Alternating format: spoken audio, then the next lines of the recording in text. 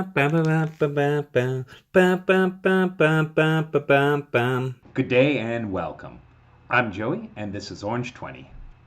Today we're going to be talking about background in your role playing games, all the stuff you come up with before you get to the table.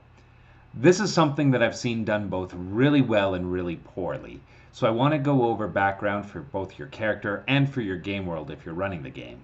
While some of this is around making your very first character or running your first game, I think there might be some valuable ideas in here for both experienced players and GMs. I find this trap actually gets to its worst when you're just a little bit in and the ideas really start flowing and you get a little overzealous. So it's actually really helpful to have someone telling you how to best use those ideas, because they're probably great ideas, but if you use them poorly, you can find yourself wasting them on opportunities where they don't really help you out. First off, let's talk about character backgrounds. One of the coolest things about an RPG is you get to make your own hero, to star in their own story, or at least a story they share with heroes designed by a few of your close friends. This can be really inspiring for a lot of players. They start to imagine their character, the voice, the appearance, and the history of that character before the game.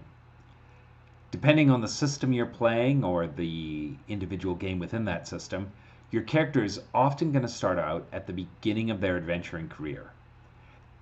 The character's history is great for getting a feel of who they are and who they will become, or at least who they intend to come, and gives a lot of guidance around where they are going in the future.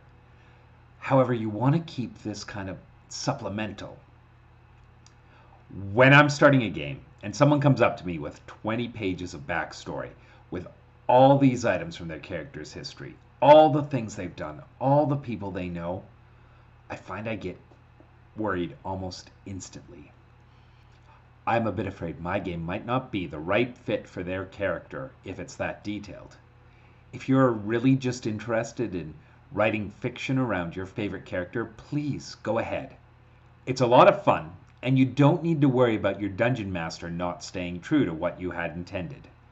This seems like a good time to bring up that this episode is brought to you by True Son of the Empire, the best book that I have ever written. I don't share Narya with other game masters because her story is important to me, so I just wrote a book, and you can too. If you present me with several pages of homework for your character, don't be surprised if I ignore it. I have a big world to build and a lot to do. I probably won't incorporate most of a backstory that detailed. That doesn't mean you can't know it, but don't expect me to. Instead of putting together a dossier, I recommend talking to your game master. Talk about where you want your character to be from, what you want to have happened to them. Make sure it works with the story. Talk about why they are going to go on the adventures that are going to be part of the campaign. Not every character wants to adventure. Some are looking for something stolen from them or something they lost. Some are running away from something, whether it's an enemy, a sin of the past, or a life that didn't work out. Some are people that don't fit into society, so instead they risk life and limb to steal from dragons, because who wants to be a baker, right? Your backstory can, in the hands of a good game master, be the source of a bunch of adventures. If you were robbed, that thief can show up in an adventure and you can find out where they sold your grandmother's necklace and track it down. If your village was destroyed by Valfrenax the Great, you can eventually find his lair and seek your vengeance. I recommend keeping these ideas open until you have a chance to review them with your game master. If something from your backstory doesn't quite fit into the world, you might need to change it or abandon it. You might have to adjust. However, you also might inspire your game master and you might influence where the campaign goes. This is a collaborative game after all, so you want to collaborate. I had one player who did a great job of this before her first game.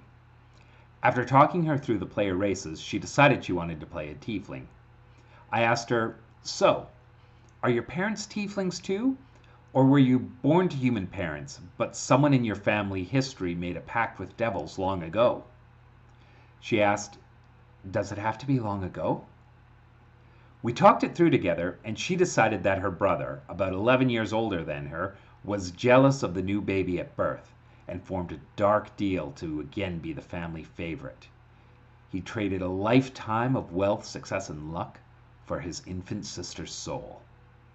Through our conversation, the player decided that her parents tried to love their little devil baby, but as she got older, she found her brother had gambled away most of the family fortune. She tried to tell her parents of his faults and flaws. They believed him and kicked her out. Because we talked through this together, everything about it works in my campaign world. She doesn't have to change anything. We gave each other ideas, and I now can predict how she's going to react to things in character. She hates dark forces that prey on children, and she despises corrupt nobility. I also get an excellent fiendish warlock villain to use in my game. Next, I want to talk a little bit about secret backgrounds. A lot of players like to put a dark secret in their story that the other characters don't know. I'm okay with this, but I think that the secret has to be revealed relatively early on, at least to the players. And when I say that, I mean to the players and not necessarily to the characters. When you're running the game, players are the only audience. When you're looking at a piece of fiction, for most secrets, it's interesting as an audience to watch the characters in the story affected by the secrets. You want to know who knows, who doesn't, and how they deal with it. But the prerequisite for that is knowing the secret. You can't have every secret be a big reveal.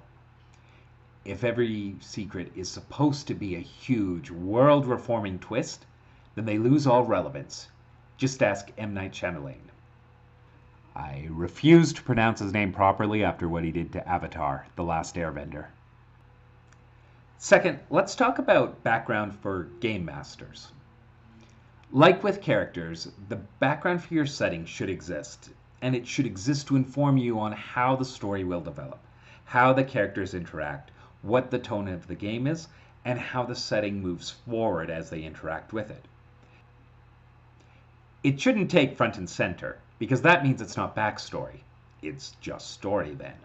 You want to avoid a huge exposition dump. If your game starts with a 20-page handout on politics, history, culture, and the intricacies of religions, don't be surprised if no one reads it. If you want to write a book, go ahead, but don't write it like that. That's going to be a bad book.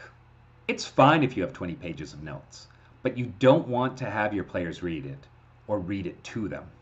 Instead, you want to introduce it through the story. Look at Star Wars. The opening crawl of A New Hope is the very most you should do of this. A couple paragraphs taking about a minute to scroll by tell us there's an empire, a rebellion, and whose side we're on. They don't give us a long history of the rise of Emperor Palpatine, details on everything the Jedi believe and don't believe, and how crime syndicates of a galaxy far, far away operate. It's fine if you know all this stuff in the background, but Lucas didn't. He's just started telling the stories, and it worked out pretty good for him. When he says he had it all figured out beforehand, he's lying to you.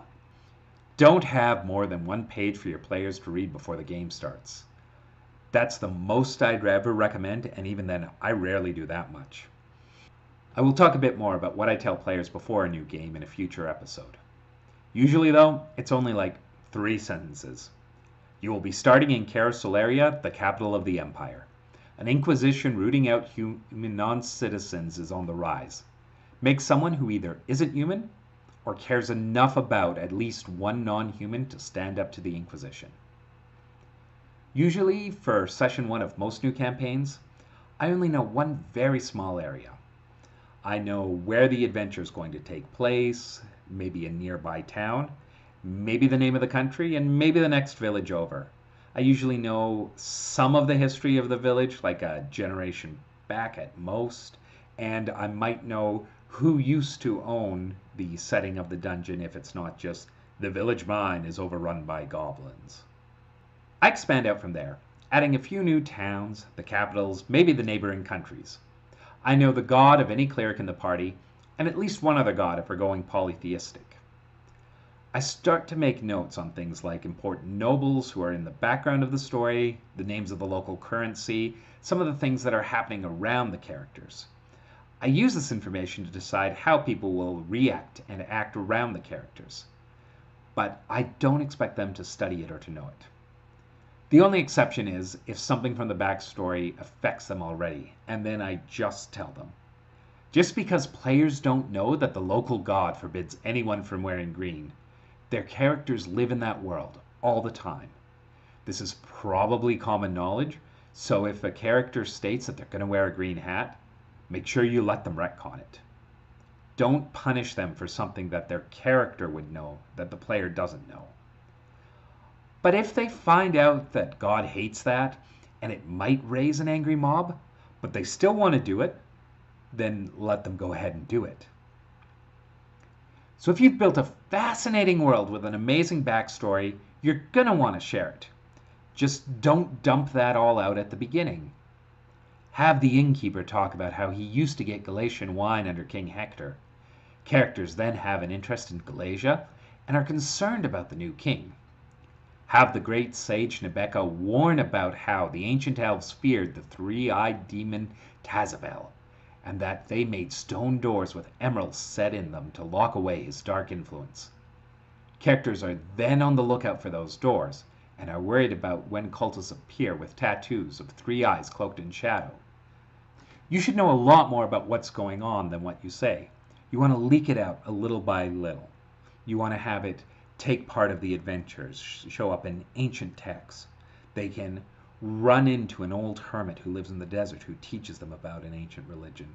They can find out more and more about the spy network of the rebels. They can learn that the rebels are funded by crime syndicates. You don't need to put that all out beforehand, and it's actually much more interesting if it comes out piece by piece as characters get more engaged. A really great example of this is the TV show Veronica Mars. If you watch the first season, basically it has a mystery of the week, and then each episode it has a piece that comes out for the bigger mystery that's the season-wide arc. And you learn a little bit more, something important each time. As it feeds you out, it keeps you engaged and keeps bringing you back. I would recommend this method for all sorts of things in your story, but Backstory is one where it's very tempting to say, this happened before, so know it before we start. Instead, with Backstory, you want to let it out bit by bit so that it becomes story and that it shows up as the characters are invested in the world and care about its history and care about where it's going. There's a bunch of stuff I'm supposed to say here. If you like what I'm doing, like and subscribe. The bell is for notifications if you don't want to miss anything. If there's a topic you'd like me to cover or you have any questions on anything, please leave me a comment down below. Thanks for stopping by.